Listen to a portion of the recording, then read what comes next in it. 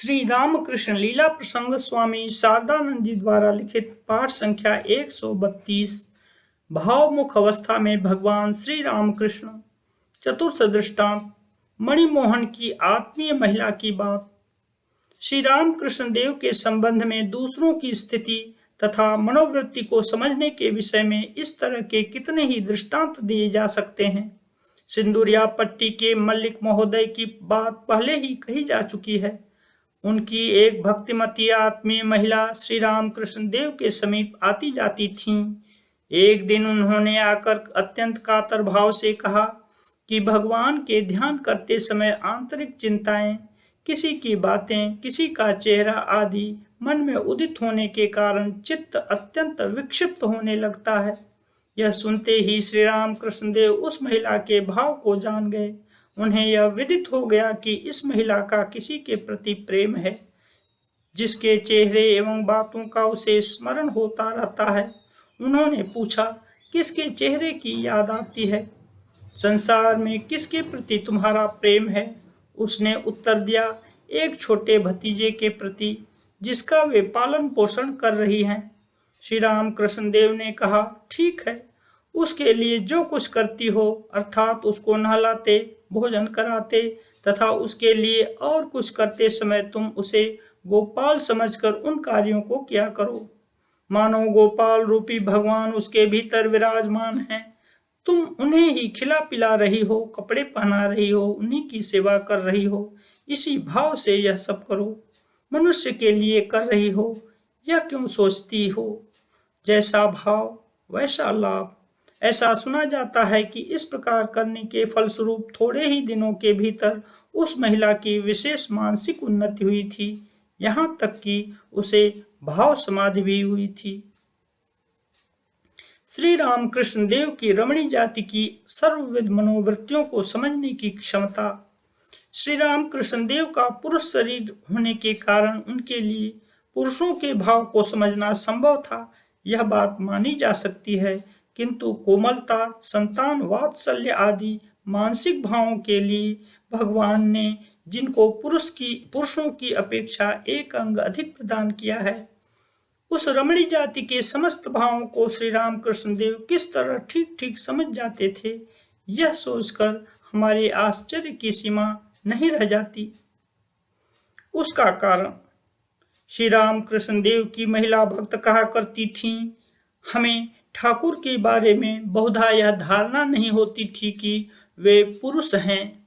ऐसा प्रतीत होता था कि मानो वे हम में से ही एक हैं। इसीलिए पुरुषों के सम्मुख हमें जिस प्रकार लज्जा संकोच का अनुभव होता है, उनको देखकर हमें ऐसा कुछ भी नहीं होता था। यदि कदाचित कुछ संकोच होने भी लगता तो तत्काल ही हम उसे भूल जाती थीं तथा पुनः निसंकोच होकर उनसे अपने हृदय की बातें कहने लगती थीं।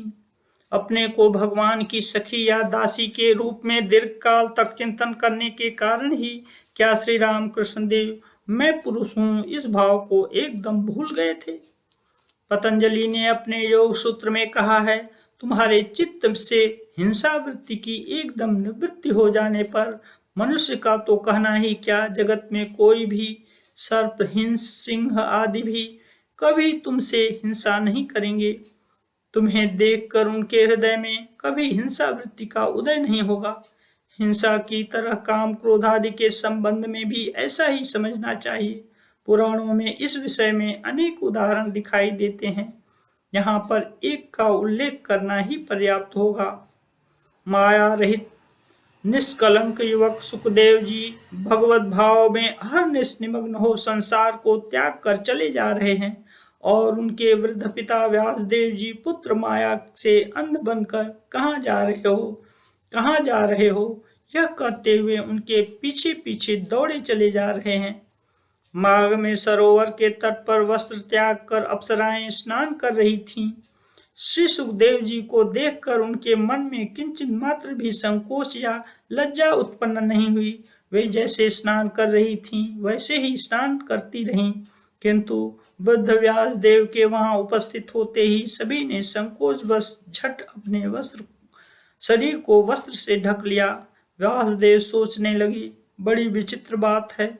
मेरा युवक पुत्र आगे गया, उसे देखकर इन्हें कुछ भी संकोच नहीं हुआ, और मैं वृद्ध हूँ, मुझे देखते ही इन्हें इतनी लज्जा। कारण पूछने पर रमणियों ने कहा, सुखदेव जी इतने पवित्र हैं कि उनके अंदर सर्वदा मैं आत्मा हूँ यही भावना विद्यमान है। उनका अपना शरीर रमणीय शरीर है या पुरुष शरीर, इसका भी उन्हें ध्यान नहीं, इसलिए उनको देखकर हमें संकोच नहीं हुआ। परंतु आप वृद्ध हैं, रमणियों के हाव भाव कटाक्ष आदि का आपको बहुत कुछ परिचय प्राप्त हुआ है, तथा उनके रूप लावण्य का भी आपने बहुत कुछ वर्णन किया है। सुखदेव जी की तरह स्त्री पुरुषों में आपकी आत्मदृष्टि नहीं है एवं होगी भी नहीं, अतः आपको देखकर हमारे अंदर पुरुष बुद्धि का उदय होने के कारण तत्काल ही संकोच उत्पन्न हो गया। रमणी जाति का श्री राम कृष्ण देव के प्रति सर्वथा निसंकोच आचरण करने का कारण। श्री राम कृष्ण देव के संबंध में भी ठीक यही बात प्रतीत होती है। उनके प्रोज्वल आत्मज्ञान तथा स्त्री पुरुष सभी के प्रति सर्वभूतों में आत्मदृष्टि के फलस्वरूप उनके समीप रहते समय कभी सभी का मन इतनी उच्च भूमि में आरूढ़ रहता था कि मैं पुरुष हूँ, वह रमणी है, इस प्रकार का भाव मन में प्रायः उदित ही नहीं होता था। इसलिए पुरुषों की तरह रमणियों का भी उनके समीप किसी प्रकार के संकोच आदि का न होना स्वाभाविक था। इतना ही नहीं, उनके संसर्ग से वह आत्मदृष्टि उन लोगों के भीतर उस समय इतनी सुदृढ़ हो जाती थी कि जिन कार्यों को महिलाएं साहस का असीम परिचायक मानती हैं तथा किसी भी व्यक्ति द्वारा आदिष्ट होकर जिन्हें वे कभी कर नहीं पाती, श्री राम कृष्ण देव के कथन मात्र से वे अनायास उन कार्यों को बिना किसी बाधा से संपन्न कर आती थीं। संभ्रांत घर की महिलाएं जो सवारी या पालकी के बिना कभी कहीं जाती आती नहीं थी, श्री राम कृष्ण देव की आज्ञा से वे कभी कभी दिन में उनके साथ सदर रास्ते से गंगा तट अनायास पैदल चलकर नाव से दक्षिणेश्वर आ जाती थीं। इतना ही नहीं, वहां जाकर श्री राम कृष्ण देव की आज्ञा अनुसार समीपवर्ती बाजार से कभी कभी सामान भी खरीद लाती थीं तथा सायंकाल पुनः पैदल ही कलकत्ता अपने घर वापस चली जाती थीं। इस संबंध में दो एक दृष्टांतों का उल्लेख करने से ही यह विषय स्पष्ट हो जाएगा।